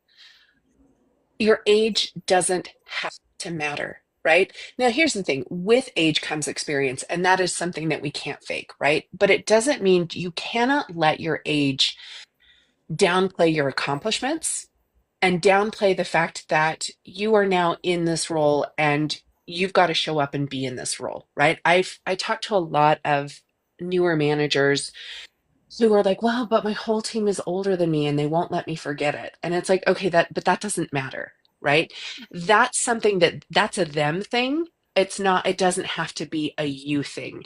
And, I get a lot of people who are like, well, my manager is just like, or I'm a manager and they're so much older than me and they remind me of that all of the time. Okay, so first and foremost, shut that down. Like I shut that down. And you can say in a really great way of like, hey, I understand that, you're a little fixated on this age thing, but that's not really relevant in our conversation. So just pluck that out and throw it away because it does not have to be relevant. If you are showing up, you're doing the things, you're operating with transparency, ethically, and those things, and you've earned this role, make sure that, you're investing in yourself, making sure that you're like investing in training or investing in like an executive coach or something like that if you feel like you need to, which you probably should, especially if you're new to a VP role. Uh, but your age does not have to be the topic of conversation. And when it comes up, you should say, this is not an appropriate topic for conversation. Like, shut that down. You do not have to focus on your age. That even though it's your insecurity, you don't have to let everybody know that it's your insecurity, but when they pick on it, you can say like, it's not open for discussion. Again, you have likely earned this role. Like if you've earned this role, it's likely there's some jealousy, right? They're jealous that they're older and they're not a VP. Well, that's a them problem, right? And it doesn't mean you're not kind and empathetic and all of the things, but your age does not matter. Okay. I mean, I read a statistic the other day that talked about like how many CEOs are in their 30s, right? We've got more millennial CEOs than any generation has ever had in that age range. And it's because they're doing things. It's because they think of things outside of the box, or they think of things in a different way that, you know, Gen X and boomers are not thinking about because they were trained a different way and you were raised with different possibilities. So don't let your age be a topic of discussion or something that holds you back. Oh, hi, Dr. Wendy, my friend Dr. Wendy, who is also she and I are going to do a live next Sunday together. So excited to have our conversation, Dr. Wendy. Also, Dr. Wendy, glad you got your sound on yesterday. That was quite an accomplishment. Good job. Okay, Nicole, did you want to take Abbas's question? Yes, yes, absolutely. So can a leader be basically at a team level role and holding the team all together? Absolutely. I think you, before you're ever, I always say the word, you're a leader before it's ever actually in your title. This is what I'm trying to get out here. It is imperative, right? You may never actually be in a leadership type role, and you can absolutely still be a leader. So, absolutely, 100%. That's the place that I always try to look to be in terms of, I think, where Linda and I both have that passion of wanting to help people in her space is new leadership. And when you're struggling as a leader, my space is where, right, you're interested in growing, but you are still trying to figure it out. Maybe you've gotten turned down for some leadership roles like I experienced many times, and how to get there. But yeah, absolutely. You want to be an influence. And I say you are always an influence, whether that's a positive influence or a negative one, right? I think we can all think of someone on our team that we would consider maybe a negative influence based on how they work, maybe how they kind of cut corners, maybe quality of work, right? That's not someone I want to follow. That's not someone that I aspire to be like. So, how you do your work, how you lead yourself, and how you manage yourself is absolutely that step towards leadership. And the word never has to be in your title to still be influential and seen as a leader. Totally agree. We are all managers. Every single one of us is a manager, whether it's in our title or our pay. We are all managers because we are all managing some kind of situation, right? So I think you were spot on there. Um, I just saw my friend Fina. Sorry, Fina, I got distracted. Hi, Fina. Glad that you're here. Abby also asked, is there ever a right time moving from leader role to a different career? Yeah, absolutely. I think the minute that you decide that leadership isn't for you is the minute you should look for something else to do because you have got such an impact. There's Roxy Course. I remembered her name. Roxy Course is also on the platform. Go has amazing tips and tricks. But Roxy Course said something that was so insightful to me, and she just really kind of hit it on the head. She's like, everyone says, oh, being a manager is not that big of a deal. But when you think about it, you are responsible for somebody's career. And I was like, yeah, that's it. You're responsible for somebody's career. So if you are in a spot or you're in a position and you aren't in it, like you don't have that spark, you don't have that thing that's getting you out of bed, you don't have that thing, and you're coming in, your team feels that you're responsible for their career. And so if you are a leader or a manager in a position and you're like, I don't want to do this anymore, get out. Like it's time for that's you. Like I did a post the other day, referencing Taylor Swift of like, we're never ever getting back together, right? And when you're done with a job, you should just be done. It doesn't matter how much money they throw at you, how much it doesn't solve the thing that drove you to be done. And so if you're in a management position and you don't want to do it anymore, it's time to be done, right? Nicole, would you agree with that? Yeah, I also I've been in that position literally right now. I am an individual contributor. I've led teams for over 12 years, and I have loved being in those leadership roles leading teams. But then I kind of transitioned into saying, "Hey, I also it's a funny space because I love the, 8 to 5, 9 to 5 grind. I will always probably work, and I know Linda's like never again for me. I like stability of having a career for myself. There's a lot in my background that's just like we crave stability. And if you are in a career and you are excited for growth, amazing. Like we'll love that forever and always. I love working. Oftentimes I'm working several different jobs at the same time. But I decided to move from a leadership role to an individual contributor role for the last year and a half so that I could pursue other passions like building out my coaching program, like, showing up and starting to, do videos on TikTok, Instagram, whatever, build my community locally for different speaking events. And it's okay to have your passions change. It doesn't mean like I'm no longer a leader because that word is no longer in my title currently. I'm a customer success manager. So, yeah, it's just interesting how that can shift, but it's okay.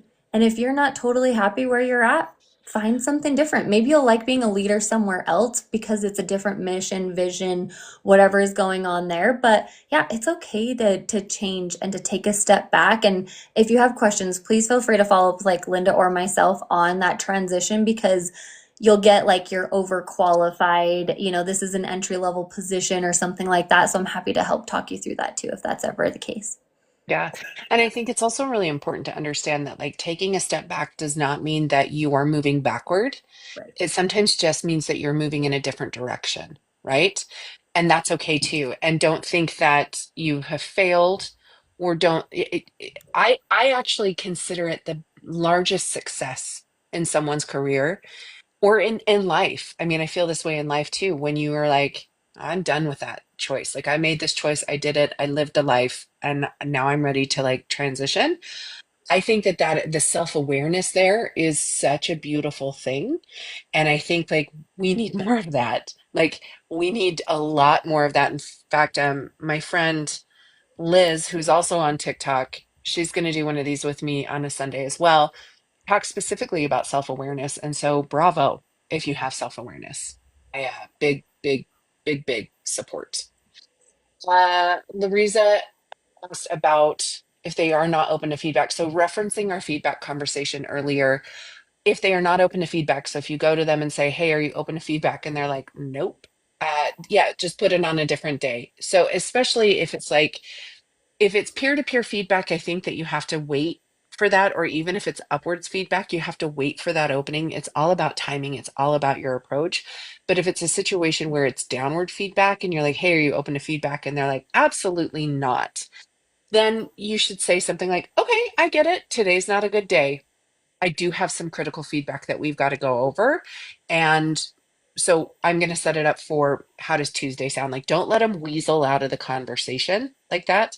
Now, if it's peer to peer feedback or upwards feedback, you have to let them weasel a little bit. Um, but if you're giving upward feedback and you say you're open feedback and your manager says no, there's a few other things to consider there, Mhm. other than just like the timing for feedback. Anything to add, Nicole? No, I think that's great. And yeah, if someone's not open to feedback, it just depends on the level that they're at, like Linda was mentioning. If it's a coworker and they're not open to it, like okay, that's unfortunate. Like I'm here to help you do better and I want that for you, but not everyone wants to hear that feedback and any suggestions or any sort of constructive criticism. So sometimes you just have to figure out, A, how long do you spend in that, getting the data phase? Maybe you're realizing, okay, when I'm trying to give feedback to a peer, maybe I'm just grabbing a few points because if they say no, like I just have to move on. If it's your leader, obviously that's a little bit different. Or a team member, for example, who's not open to feedback, that would be a conversation. I'd say, okay, well, how do we work to get you more comfortable with receiving feedback? I know it's never going to be a fun thing when it's constructive. How do we help you realize and recognize how this can help you continue to grow? How can I gain more of your trust so that you know that I'm trying to do this to help you and not to hurt you? 100%. Love that. Love that. Okay, Bama fan. Oh, I bet that's a reference to Alabama. Is that Roll Tide? I don't know. I don't know anything about football, just so everyone's aware. I know nothing about sports. Uh, I mean, you might be a fan of tennis, and maybe I just referenced. I don't know, the wrong things. It's fine. Yes. Moving on. How do we handle a director who doesn't want to let go and their senior managers manage? I love this question. Do you want to go first, Nicole, or would you like me to go first? You do it. Okay, because I love this question so much. So here's the thing. I have worked for the quintessential control freak, right? And they'll be like, I'm going to give a project, but then I'm going to control every single point of it. Or I'm going to let you manage, only I'm going to come in and criticize your management or do these things. Here's the thing, there is a trust issue. So when you have a director, and it could be, I find there's a lot of reasons why a trust issue may exist, but it is 100% a trust issue.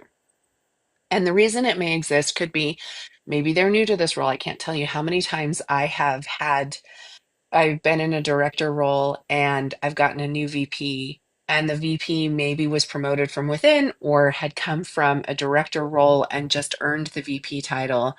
And how many times I had to train them how to do their jobs, where I'm like, okay, you need to butt out. You need to let me run with this. You need to let me work with this. But it's a trust issue. And so first and foremost, I think the best thing for you to do is have clear communication and provide feedback and say, hey, listen, I feel like every time this is handed off, and again, you're going to bring data because, again, the moment that you say, every time you do this, the first thing they're going to say is, no, I don't. I don't behave that way. So, hey, I feel like when you hand me these projects, and here are three examples of the last time you handed me projects or the last time you had me do this thing, you then swoop in and do these things, right? And what this is doing now, again, because they're your director, you need to let them know how their actions are impacting your job performance. So when you tell me to do this thing and then you swoop in and do this, this undermines my performance, which means my team no longer responds to me. And if my team's not responding to me, my team's going to come to you, which also, and now we're creating a pain point for your director, right? Which means you're going to have 80 people who are coming knocking on your door to solve their problems. When, if we could just hand this off, or if you could follow up with me instead of following up with the team, or if you could allow me to give you updates instead of swooping in and getting into the doc and seeing what all the updates are, like whatever your situation is. But if you say, if you do this, then that will give us time to you know, control the team, or it's going to give us the things that we need. So here's the pain point, and then here's the solution, and this is how it's also going to help you, right? So a lot of it is just getting in front, letting them know how their behavior is affecting you. If you can let them know how their behavior affects you, sometimes they just don't know, right? Sometimes they're just like, oh, I didn't realize I was doing that thing. And so it's about highlighting, hey, this is the thing. Now, every now and then, and I recently had this situation where I was like, hey, you did this thing, and then all you do is come in and manage it. And they're like, yeah, I know, but I'm just never going to stop doing that. And I said, then you don't need me. And I was like, then you don't need me. Then you like, if you want to swoop in and do all of these things all of the time, why am I here? What, you're paying me a lot of money. Why am I here?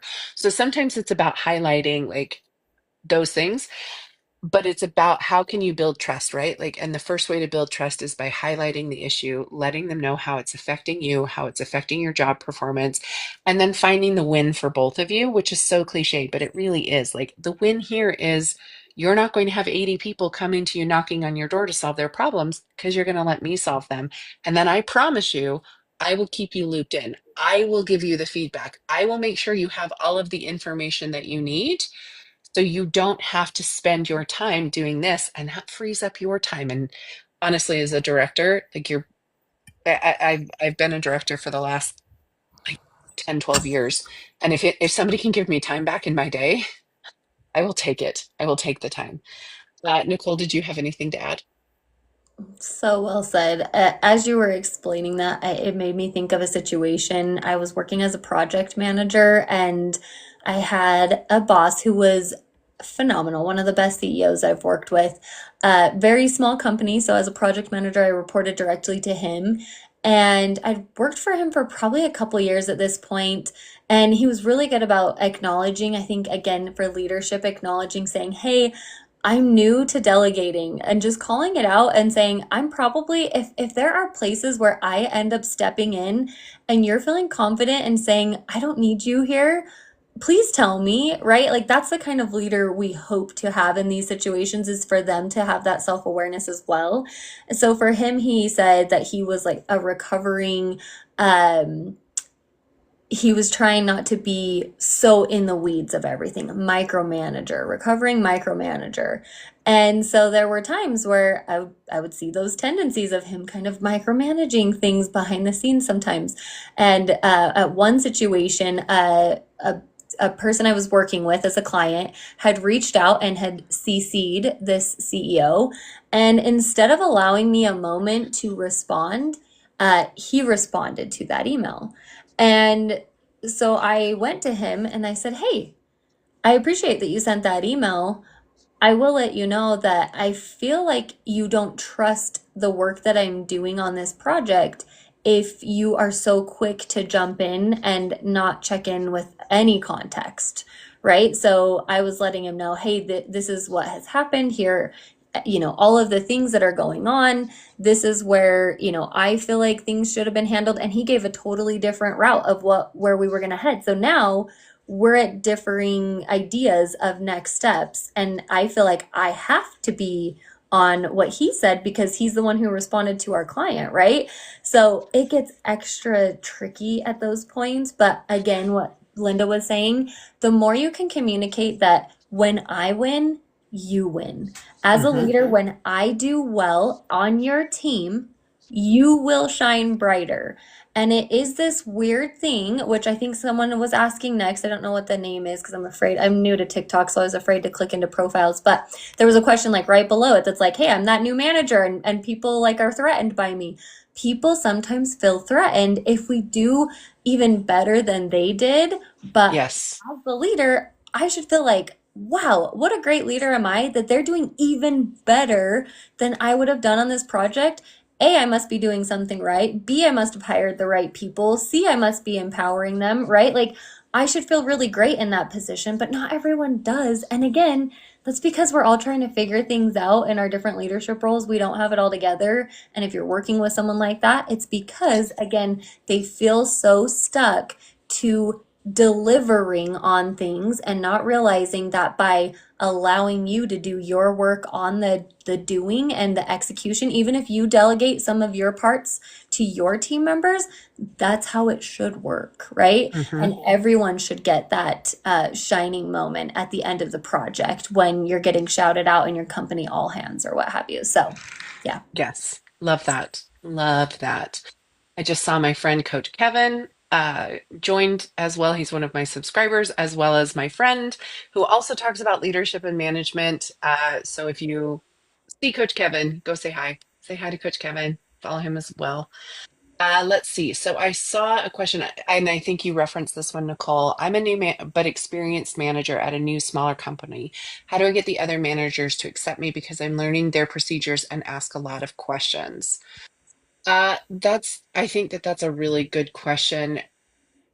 So a couple things. I have a couple gut reactions here, and I'm sure Nicole will have some reactions as well.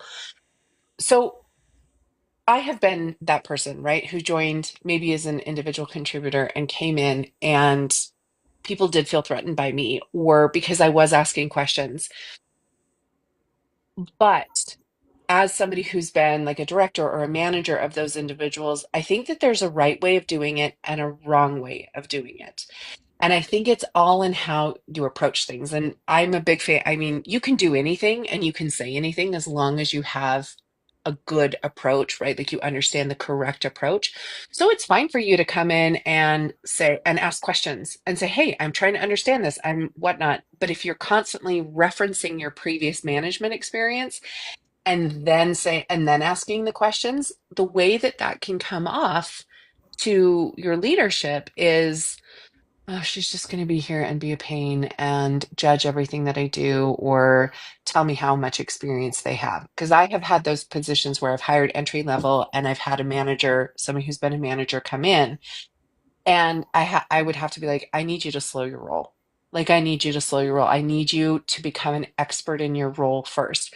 So when you're asking questions, if your questions are there to become an expert in your current position, it doesn't mean that you're not trying to grow. It doesn't mean you're trying to do those things. but you're trying to be an expert in your current position, then I think it's if you approach it that way. But if you're coming in and asking questions because you're trying to poke holes in their current process because of your leadership experience, that's when people are very turned off or will not trust you. So it's about like your approach. And I think like it's great to have ambitions. And if you want to come in and you're like, I'm going to be the CEO of this company because I'm so bought in and whatnot, you come in and you act the job that you want, but you also have to remember that you need people to be on your side. And so you can come in and you can think bigger picture, you can think strategically.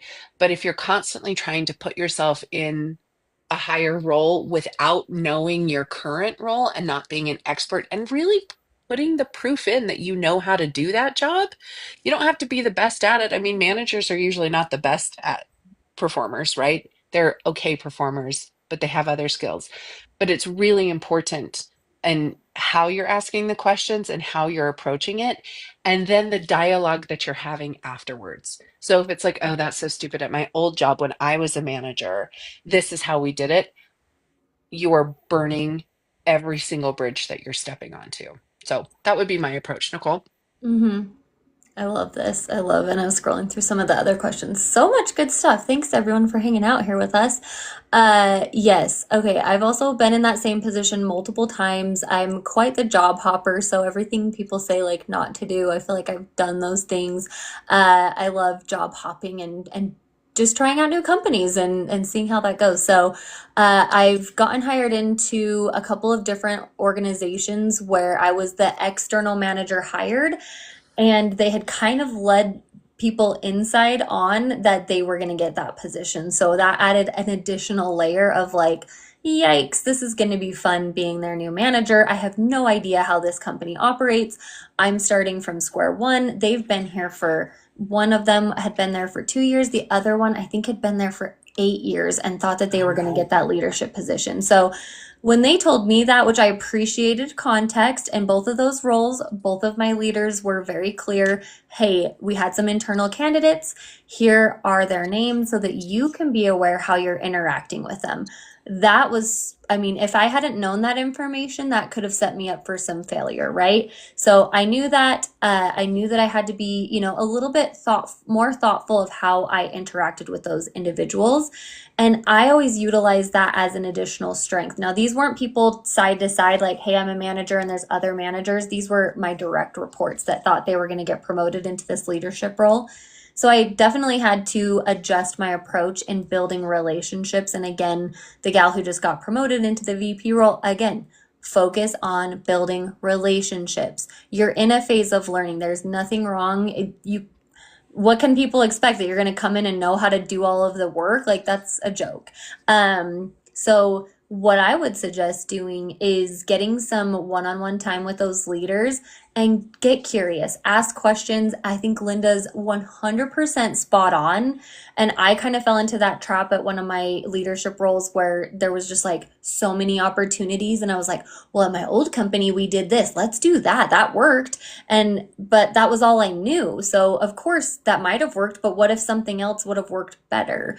So I have myself fallen into that to a degree as well. So booking some one-on-one conversations with those leaders, getting curious about them. My instant thought, and I love to tie things to like reality TV shows or things that kind of give me more, I'm a very visual person, but I was thinking of like, if you've ever watched like The Bachelor or Bachelorette, and they start with like a group of 1 million individuals, right? It's like 20. And then they sometimes, to add a little bit of drama, they'll bring in like a couple more people. And sometimes those are people that are totally new. They don't know the person. They've brought in other people sometimes that have dated that person. But what happens to those two new people when 20 people are in the same situation, but these two new people come in and all of a sudden every one of those 20 people really hate these two new ones, right? It's just because they're new and it's different and change can feel threatening. So that's when I would come in, ask the questions, see how you can help. And again, not trying to make a bunch of changes or recommendations. You're a sponge. We're soaking things in. We're figuring out how things go. Can you tell me how often you do one-on-ones? Can you tell me how often you're doing this? What's your relationship like here? How often does this happen, right? Like you're getting curious and trying to build those relationships so that you can get to a space where you're all feeling in a good position. 100%. Love that. Love that. Let's see, the streaming gods. Should I be reactive to an idiot, same level manager from a different department who is close to the COO?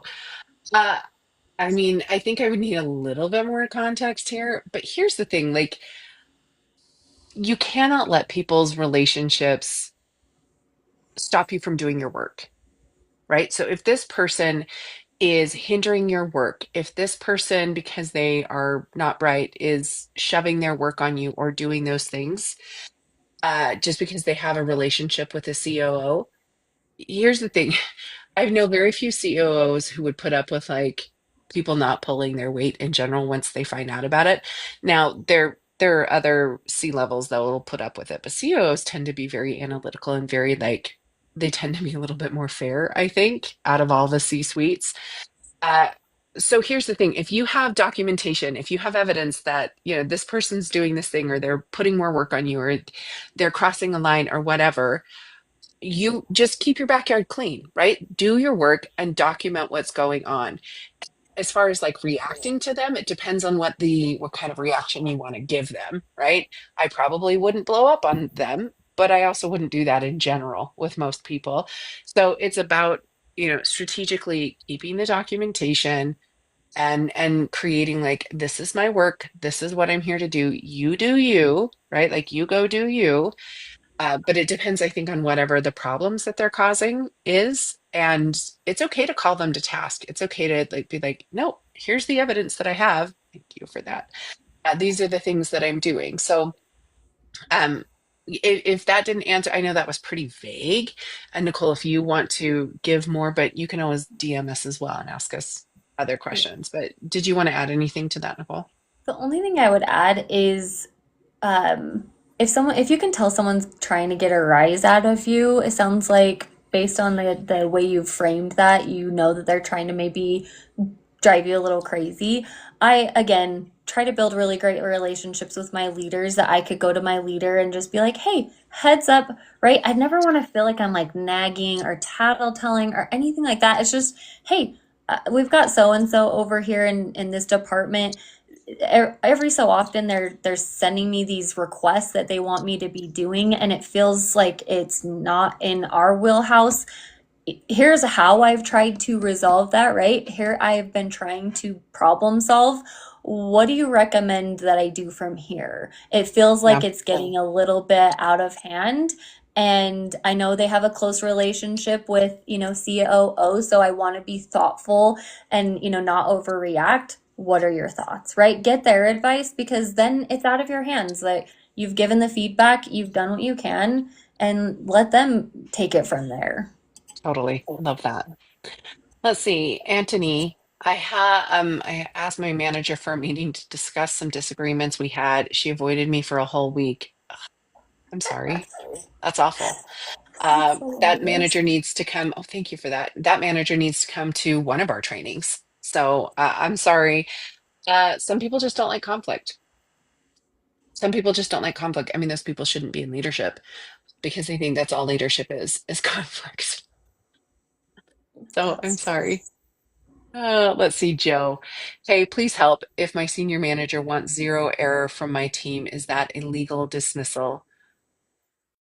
So here's the thing, Joe. Neither one of us are legal experts. Neither one of us can tell you like what's legal and what's not. If you feel like you've been discriminated against or you feel like um, something, I don't know the industry that you work in. I don't know what the margin for error is.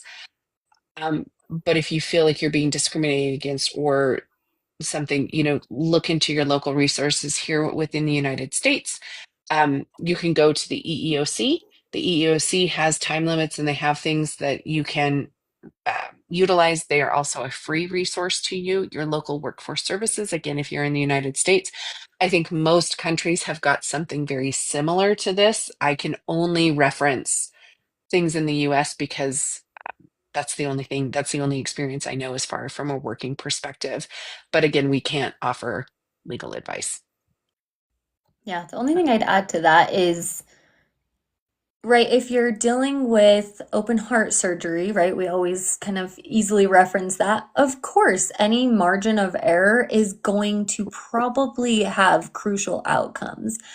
In my CSM work, if I, sent a quote to the customer that had the wrong amount of licenses in their renewal, like I could easily fix that. Would my manager be like, hey, try not to do that? Maybe, but like it's not that big of a deal. So I think it's more of a conversation and understanding, is it just your team? Is it the company as a whole? What is this looking like in your organization in terms of errors? If it's data entry for certain things that are, again, higher stakes, you're going to have different levels of that expertise of double checking your work and really great attention to detail. So again, I would get curious with your leader to understand, hey, can you help me understand why we have this policy of, zero errors? Because that can definitely add some stress to someone. So yeah, that's kind of where my thoughts went. But yeah, definitely can't provide legal advice. Yeah. Let's see. And I was right with the Bama fan. It was the Roll Tide. So I feel like I've Look at won you. today. Also, Coach Kevin, I believe, he's my Sooner fan. I think he's my Sooner fan. So I hope that we don't have any beef in the comments. So there's that. Let's see. Von Gickingen. I mess these up all of the time. How do you deal with a director who explicitly wants to make all of the decisions? You want to take that one, Nicole? Sure. I think we've kind of touched on this in a couple of different ways, but I, again, always try to get to a place of curiosity and ask them why. Like, hey, you've asked a lot of questions, right? I think Linda said it perfectly of like, if you're going to do my whole job for me, why am I here? Right? Challenge them to say, how can I be helpful? And you could say, hey, for this next project, would you be open to me coming up with some ideas, coming up with an outline, coming up with a plan, coming up with whatever it is in your space to see if that helps build trust? Again, I think that's a big common theme that we've had here today is lack of trust because we want to make sure at each of these different levels that the work gets done. And guess how we've typically had it done? We've done it ourselves. So when we delegate, we are putting trust in someone else. And sometimes, right, there's times where people don't follow through with what they had to do. And then I'm stuck working late on a Sunday night because I have to present in Monday's team meeting because my team didn't follow through with what they said they were going to do. That is not a fun feeling to have. So maybe they've been burned by other team members and it's not a you thing. So that would be my first stab at it is acknowledging, hey, you make a ton of decisions in your role. I love that you have done such a good job of that. And how can I take on some of that decision making? I want to develop my decision making skills. I want to, lean into this and do a better job here. How can I do that? How can you help me to do that? Here are some ideas that I have. What are your thoughts, Linda? I think that you got it. Nice. Yeah. Let's see. Abbas has a couple questions. Absolutely. I requested my boss a couple of times to let me in on issues that we had. And how critical is it to be? Oh, I just lost his question. I do that every time. I get so scroll happy. Sorry. I do too. Um, let's see. So I'm just going back and finding this question. And then I do want to there is another question in here from about staffing. How critical is to be part of a team led by great managers and significant to quit bad, says the manager. Um, so a couple of things when it comes to your manager reading you in on issues. Now, here's the thing. I have been many levels of management. And I've had people who wanted to be read in on certain circumstances, and I'm like, I can't, right? I can't, because sometimes when you have that information or when you're in that meeting, there are other departments that are affiliated with the information that you want or need. And if you share the information, then it tips the hat of the other department, right? So sometimes as managers or directors, we walk a very interesting line of how transparent we can be and how much information we can give you. And sometimes it's not because we don't want to. Sometimes it's we physically cannot give the information because of the ramifications of other departments. So if none of that's an issue and it's just like they forget or they don't want to read you in on those types of things, this is when you learn to manage your manager. So if you know that they get critical information for your department in a Thursday meeting, put a 15-minute one-on-one post that meeting with them so you can ask questions. And again, show them how them giving you the information helps them. It can be like, hey, I want to get all this information to the team. I know you get so busy, or I know you get bogged down on Thursdays. If we meet and we can download, then I can get this information out to the team, right? I always look for people who are willing to help me, or, and I think that there's also this moment of like, oh, yeah, I'm really not good at sharing that information. I should be better, right? So it's okay to kind of manage your manager that way. When you ask how critical it is to be part of a team led by a great manager, well, I think the best teams are led by great managers, right? So I think that it's really important. But again, there's not a lot of really great managers out there, which again is what Nicole and I are trying to solve, what Dr. Wendy's trying to solve, what Coach Kevin is trying to solve, which my friend Clarence, who was in here earlier, is trying to solve. We are all trying to manage this crisis and help people get out there. But the thing is like at the end of the day, it also has to be like, do you need the job? Can you work through it? Can you try and manage your manager? Because you need to be sustained as well. Will you ever be the most glorious team ever? Probably not. But how important is that to you, to your survival as well? Nicole, what did you want to add? No, I think that's absolutely perfect. Amazing. Let's see. So I like this question a lot. It's one of my subscribers, Debbie. My manager made the decision, and Nicole, I think you'll be able to weigh in on this because it's CSM role, Mhm. to fire or drive out a third of our staff, expecting CSMs, me, to fill in. Now I'm getting pushback for not hitting the mark when I have very little time to do my own work. Any advice? Nicole, this is like so up your alley. I loved it. I love when I saw that one. Oh, Debbie, first of all, I feel for you. I feel like so many people, again, when we talk about COVID and people laying off all these individuals, guess what? That work didn't change for the most part. It was just put on other team members. And then you're not even getting a raise, you're not getting a title change. It's wild. Like the workplace is the wild, wild west. There's so many crazy things, and I've worked for several different organizations where I'm like, wow, this is how we're doing things. Okay, all right, let's buckle up, okay? So my heart goes out to you. What I would do is talk with your direct leader because again, I cannot handle when you then go get a performance review and then you're rated lower because you're not doing all of your responsibilities, but they don't think in that moment about all the added responsibilities you're doing for these other people who then, got laid off or let go. So I would write down all of the different things that you're taking on. I'm very much again working with primarily women is writing things down in black and white. I think that's the easiest way because we kind of try to like gaslight ourselves into like we're not working that hard. It's not really that much that I took on for that person. I can do this. I can work extra hours. It's not a big deal. I'll get rewarded for it later, right? All of these things that are like no, no, no, no. So I write things out in black and white. What's my current job responsibilities and expectations? What are my biggest priorities? What are the things I've taken on from those roles, those individuals who were let go, and what are the priorities there? And I would absolutely demand a meeting if your leader isn't giving you that. Who else is going to give it to me? Is it the senior level? Is it director? Is it who is it? I would go all the way up. I'm not even kidding you to make sure it is very clear that I am taking this on because someone else, you've chosen to cut costs somewhere else and add this to my responsibilities. if my if I'm going to be negatively affected by this, that's a joke and that's not going to happen. But it requires some advocating because, again, like they don't realize that they just dumped all this work on you and even anticipate your day-to-day job to suffer. It's insane.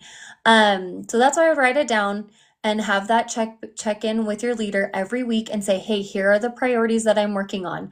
I am prioritizing my role. Do you agree?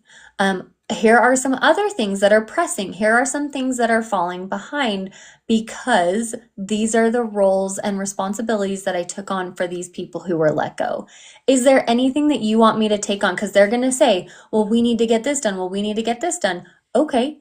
If I do these things that are outside of my job responsibilities, it will make other things delayed.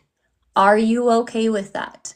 And if they say yes, I would, if you get, AI summaries of your meetings, or if you want to just take your notes, I would follow that up. Again, we talk about data, the paper trail, following that up with your leader to say, hey, Linda, so great checking in today. Wanted to make sure that I have everything correct. I am working on these top three priorities. These ones being in my main role, these ones not being in my main role. Here are some thoughts about things that might fall by the wayside because of it. And these are the things that we've agreed on. If you have any additional thoughts or feedback, please let me know.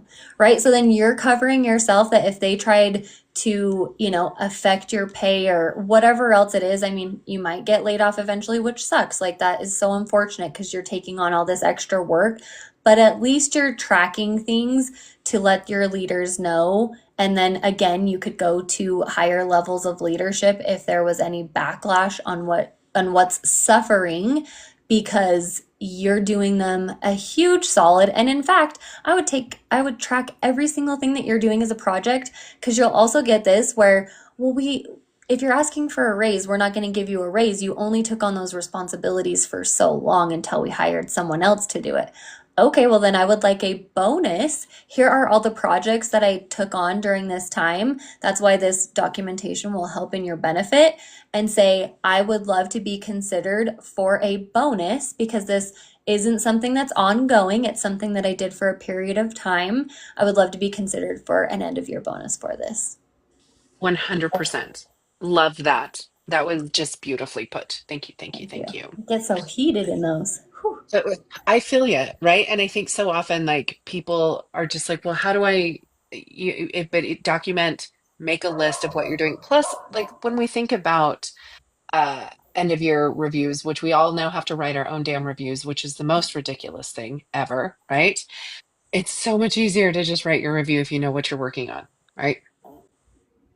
Let's Yeah. see. Ant agreed. I started booking one-on-ones with leadership earlier this year. It's been so fantastic so far. That's amazing. I love that for you. Um, Chloe B, I think that you're one of my new subscribers. Welcome to the group. Um, Thank you so much, Abbas. I appreciate you subscribing. I appreciate you being here. You've been wonderful in this live. Let me see here. I'm just scrolling through to see if there's because we're coming up on time and it's our holiday weekend as well, and we have families, so we're going to take one or two more questions, seeing how it goes. How about the opposite, a co-manager who is offloading all the work they are supposed to do?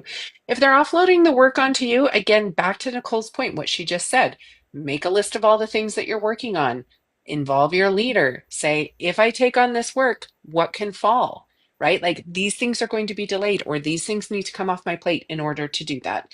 So it's about, again, everything is about data, everything. And I learned that way too late into my career. But if you don't have data, it's not happening. It's not real. You have to have data, and it'll And back I you up was every time. Go ahead. Yeah, I love that, and I so many of these are hitting home. I'm like, wow, I've gone through so much and random things in my career.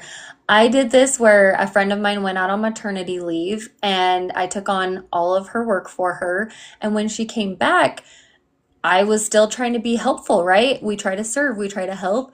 And she definitely took advantage of that as she came back and started kind of building more relationships and kind of going out and networking and doing these other things and still asking me to help do her job for her.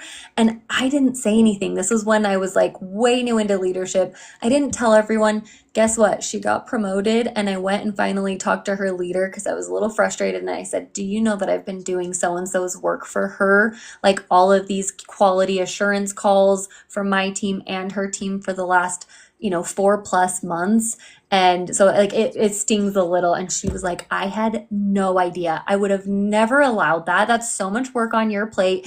And I realized in that moment I should have involved either her manager or mine to let them at least be in the know and say, hey, I'm happy to do it. And then also allow them to set some boundaries for me if I'm not doing that myself. Have your leader say, no, you're not taking on additional work. Like, we're here to help each other. They're not here to do your job for you. Absolutely. You have to be your own advocate. And I say that, I think, in every single one of my lives. Nobody's going to have your back but you. So you have to have your own back. You have to be your own advocate. You have to be your biggest cheerleader, uh, because if you're not doing it, there's nobody else who's going to do it, right? And that's how it starts. That's how we protect our sanity. That's how we protect our performance. All of those things is by being our own advocate and just taking it on because we're like, somebody eventually is going to notice. I promise you, they're not going to notice. As long as the work is getting done, nobody's going to notice. Nobody's going to notice that you're doing the work of three people. Even your direct manager isn't going to. You've got to be the one to highlight that. Okay, so we got to most of the questions. I know I left a couple unanswered. DM me, DM Nicole. We promise to respond to your DMs and get your questions answered. I want to thank all of the people who participated today, all of my subscribers for the gifts, for your attention, just for you being here and allowing us this opportunity to have a conversation with you.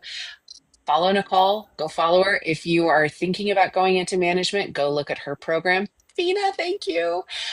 Go do that. You're welcome to subscribe to me. You're welcome to come join my management community. It's super cheap, and has like it packs a wallop of a value. So I hope to see you all the next time we do this. Thank you all so much, and have a lovely evening and a lovely weekend. Bye, everyone.